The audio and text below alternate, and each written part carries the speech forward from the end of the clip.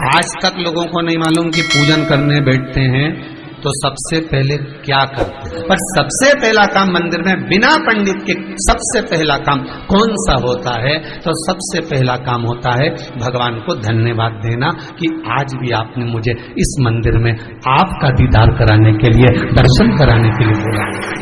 अगर पंडित साथ में होगा तो पहले वो मंत्र बोलेगा, स्वस्ति वाचन करेगा। स्वस्ति वाचन करने में उसको अर्थात भगवान के लिए भी प्रसन्नता और आपके लिए भी प्रसन्नता। पर आपके पास कोई ब्राह्मण नहीं, आपको कोई स्तुति नहीं आती, आपको कोई मंत्र नहीं आता, आपको कोई साधना नहीं आती, आपको कोई तप नहीं आता, पर आप इतना तो कर सकते हो कि भगवान के मंदिर में जाकर उनको धन्यवाद दे सकते हो कि तेरी कृपा है जो मुझे चलकर यहां तक बुला लिया, 2 कदम चलाया, यहां तक बुलाया, ये तेरी कृपा है। और बड़ी कृपा करी जो डलिया भर के पूजन का सामान भी लाई, बड़ी कृपा करी जो दूध भरकर भी लाई, बड़ी कृपा करी जो कलश भरकर भी लाई। कितने लोगों का फायदा है कलश भरकर मंदिर ले जाने में? देखिए जरा कितने लोगों का फायदा। हिंदू धर्म में विष्णु पुराण में, पद्म पुराण में लिखा है, सौभाग्यवती नारी जब भरा हुआ पानी का लोटा लेकर कलश लेकर जाती है और उसको देखकर कोई व्यक्ति निकल कर चले जाता है तो जिस काम के लिए जाता है वो काम सफल हो जाता है। मंदिर का ही लोटा, मंदिर का ही पानी, सिर पे पल्लू लेके हर हर महादेव, बस शिव जी के चढ़ा रही और इतने प्रेम से रिझा रही। अब फ्री का पानी था तो एक लोटे में मन भी नहीं माने। अरे करा तो भगवान के सम्मुख में पहुंचकर अगर आप जल का पात्र भी लेकर जा रहे हो, भरा हुआ लेकर जा रहे हो, तो कितनी प्रसन्नता की बात। हिंदू धर्म की रीति है, जिस पात्र को हम जल चढ़ाने लेकर जाते हैं उस पात्र में भगवान के चरणों का जल लाते हैं, खाली पात्र नहीं लाते। क्या लाते हैं? भगवान के चरणों का जल। उस चरणोदक को लेकर आए, घर में रखा, सबने अपने नैनों में लगाया, हृदय में लगाया, चित्तवृत्ति में लगाया। खाली पात्र हम लेकर वापस नहीं आ रहे हैं।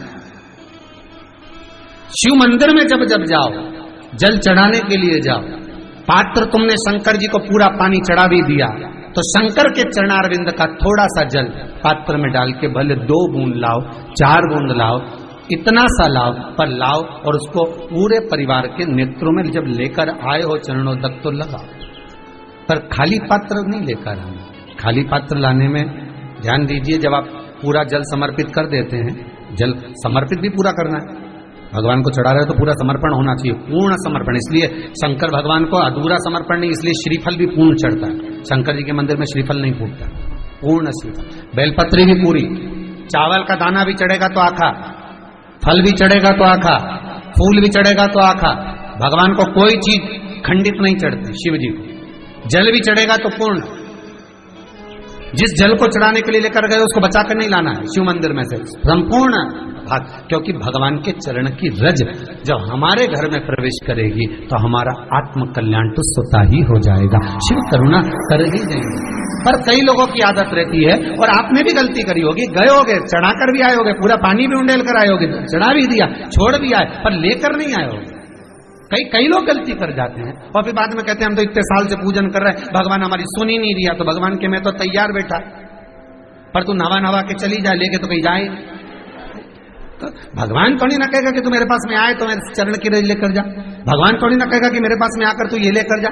भगवान तो कहेगा मेरे पास में आया है, मांगना कुछ मत, बस मुझे जो स्नान कराया है मेरा चरणोदक लेकर जा, छीट दे पूरे घर में, संपदा भरना मेरा काम है। जहां मेरी चरण की रज पहुंच गई वहां संपदा स्वतः पहुंचती है, मैं वहां पहुंच जाता हूं। तो चरणों तक ले जा। पर लोग ले जाते हैं, पूजन करते, कलश भी उंडेलते, जल भी चढ़ाते, पर आते समय खाली लेकर आ जाते। भगवान को इतना बुरा लगता, मेरे दरवाजे से खाली जाए मुझे कितना बुरा लगेगा। जो आए वो भर कर जाए, भले 2 बूंद लेकर आओ, पर उसमें चरणों तक थोड़ा सा लेकर अवश्य आए। उसी तरह जल चढ़ाने के बाद हम जब लेकर आते हैं पात्र के अंदर, ये उसमें उसकी बरकत है। गर्ग संहिता में दूसरी चीज कही, उसको भी समझ लीजिए। गर्ग संहिता में कहा गया, जब आप घर से जल लेकर जाते हो भरकर, तो ये सृष्टि की जितनी नदियां हैं, पृथ्वी पर जितनी नदियां विद्यमान हैं, जितने तालाब, जितने सरोवर, जितने कुंड, जितने विराजमान हैं, उन सारे तीर्थों का जल जब आप घर से लेकर निकलते हो तो वो तीर्थ का संपूर्ण जल आपके कलश में आ जाता है। और जब आप उस जल को शिव पर समर्पित कर देती हो और 2 बूंद चरणादक लेकर जब जाती हो तो शिव महापुराण गर्ग संहिता पद्म पुराण कहती है वो जल साधारण नहीं रहता, वो गंगा जल बनकर तुम्हारे घर को पवित्र करने के लिए पहुंच जाता है। वो पवित्र गंगा जल बन उसको लेकर प्रवेश करना। हम बार बार कहेंगे भगवान के मंदिर जब भी जाओ ना, चेहरे पर प्रसन्नता होना चाहिए।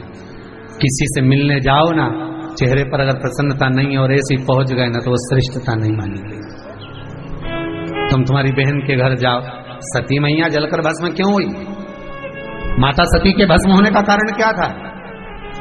सती को पिता पर जितना क्रोध आया उससे ज्यादा क्रोध सती माता को अपनी बहनों पर आया कि मेरी इतनी बहन, ये 60 की 60 बहन मेरे सामने खड़ी रही और मैं आई तो प्रेम से मुस्कुराई तक नहीं।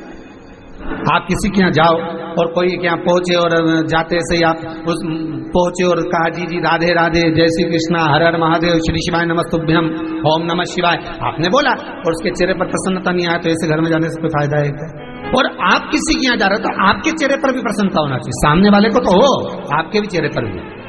मंदिर में जब जब जाएं, गुरु के दरवाजे पर जब जब जाएं, परमात्मा के चरणारविंद में जब जब जाएं, माता पिता के चरणों में जब जाएं, घर के बुजुर्गों के पास जब जाएं तो तुम्हारे चेहरे पर प्रसन्नता होना चाहिए।